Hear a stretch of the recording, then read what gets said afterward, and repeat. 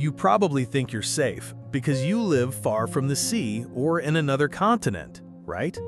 But what if I told you that an earthquake on the other side of the world could shut down airports in your country, trigger alarms across the Pacific, and even put your life at risk without you even feeling a tremor? Sounds like an exaggeration? That's exactly what happened.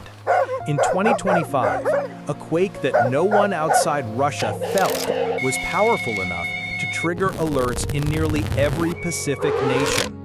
We're not talking about theory here, we're talking about facts. Empty beaches, sirens blaring, flights canceled, and entire islands on edge. Most people don't even understand how this is possible, and that's exactly where the danger lies. In this video, you'll uncover how a single rupture on the ocean floor can impact millions of people thousands of kilometers away. We'll explore the true scale of the force hidden beneath the sea, why the Ring of Fire is a silent threat, and what the 2011 Japan tsunami still teaches us today. And by the end, you'll realize that the real question isn't if this will happen again, but when. How does an earthquake in a remote corner of Russia end up shutting down beaches in Hawaii, triggering alarms in Japan, and putting the entire west coast of the US on alert all in under an hour? This isn't science fiction, it's exactly what happened. And the reason why reveals a hidden power beneath the Pacific that most people never think about. Now picture this, a violent jolt deep beneath the sea near Russia shakes the earth, and within minutes, warnings ripple across the globe. This wasn't a local event, it was a wake-up call from one of the most active seismic zones on the planet, the Kamchatka Peninsula. Beneath its icy waters, massive tectonic plates collide and grind against each other, building tension like a coiled spring. When that tension finally snaps, the seafloor shifts, and the ocean reacts with terrifying speed and force. This chain reaction is part of a far greater pattern, something called the Ring of Fire. It's not a literal ring, but a 40,000-kilometer horseshoe-shaped belt of seismic and volcanic activity encircling the Pacific Ocean. About 90% of the world's earthquakes and 3/4 of its active volcanoes occur here. Think of it like the Earth's pressure valve, and when it blows, entire continents brace for impact. Tsunamis born here don't just hit neighbors, they travel thousands of miles, sometimes reaching shores that had no idea danger was coming. What's truly mind-bending is how one underwater quake can trigger a domino effect felt across entire nations. Sirens wailed in Japan, evacuations started in Chile, alerts went out in California, Oregon, and Alaska, all triggered by a tremor most people didn't even feel. But what exactly happens beneath the ocean that allows a single rupture to move the sea itself? That's where things get even more fascinating. Can you imagine the terror of seeing the ocean suddenly retreat, like it's preparing for something no one understands until it's already too late? That's the warning sign of a tsunami, a force of nature born where no human eye can reach, deep beneath the sea. In those dark regions, tectonic plates collide in silence, pressing against each other like two giant walls ready to collapse. When the stress finally breaks, the seafloor jolts violently.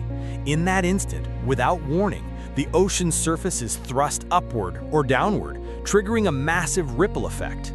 The amount of water displaced is mind-blowing. We're talking about billions of liters launched into motion by just a few meters of seafloor shift. But unlike the giant waves shown in movies, tsunamis don't appear as massive walls in the open ocean. Out there, they're only a few inches high and stretch hundreds of kilometers long, nearly invisible. What changes everything is the shoreline. As those seemingly small waves approach land, they slow down, but their energy has nowhere to go, so they rise. And when they rise fast. Now picture someone just walking along the coast, watching the sea pull away as if it's holding its breath, then suddenly returning as a roaring wall.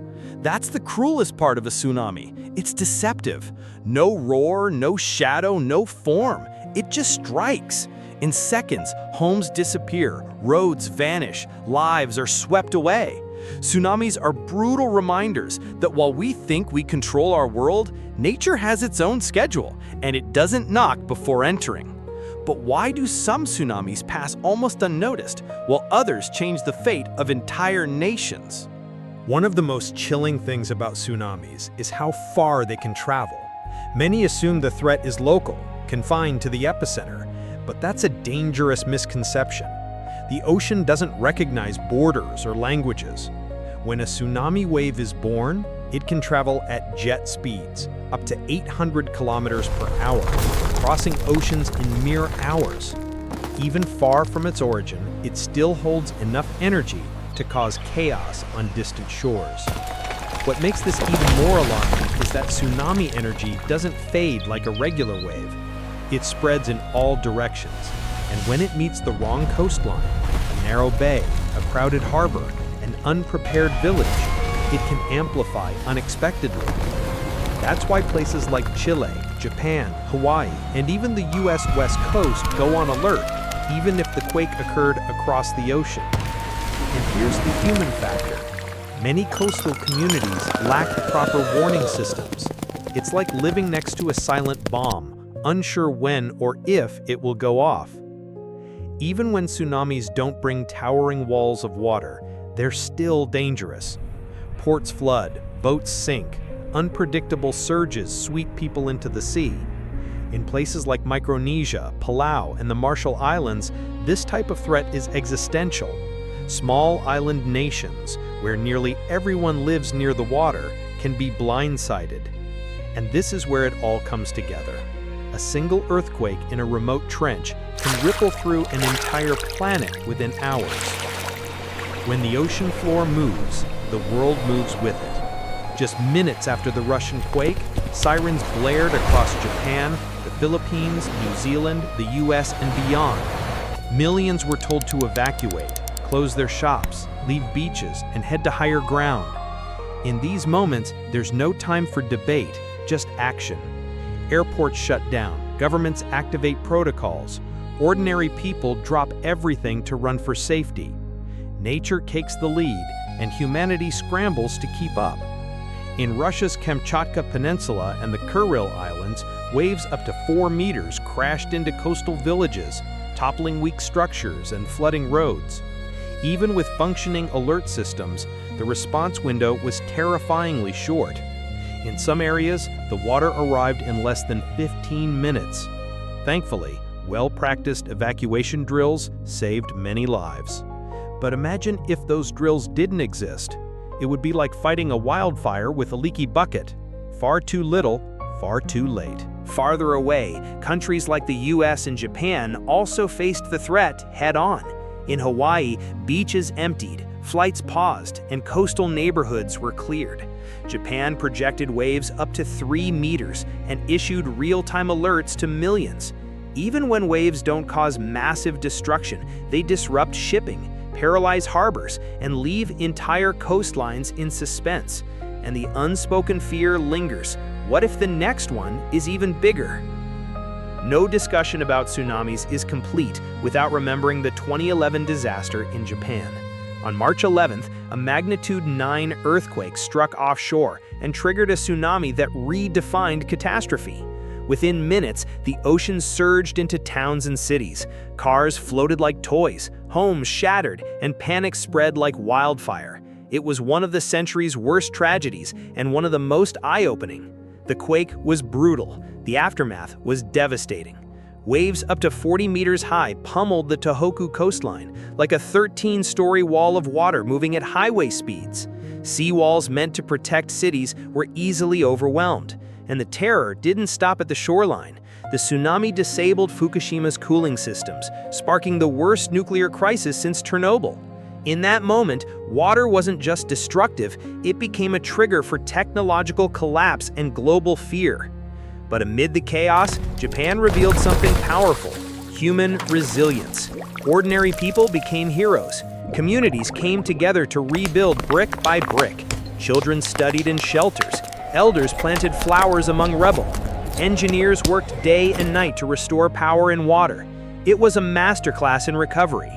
More than destruction, what remained was proof. We can fall hard, but we can rise stronger. And now the question echoes again. Are we prepared for when nature comes knocking next? So now the real question is, how prepared are you for something that gives no warning, follows no rules, and can change everything in minutes? Most people live as if they're immune to disasters until one arrives. But now that you understand how tsunamis work, can you still look at the ocean the same way? This wasn't just a science lesson, it was a wake-up call. How can you prepare? How can your community respond? What can you teach others around you?